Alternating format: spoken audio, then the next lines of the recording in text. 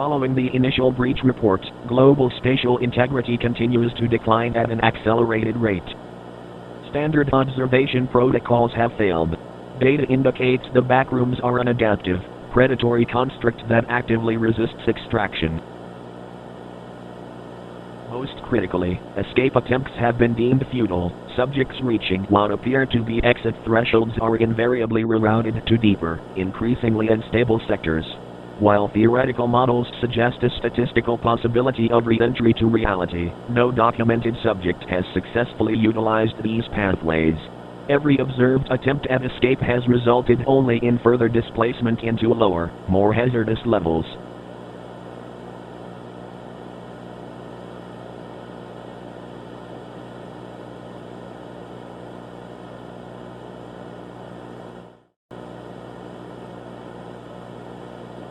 The integrity of our reality is failing.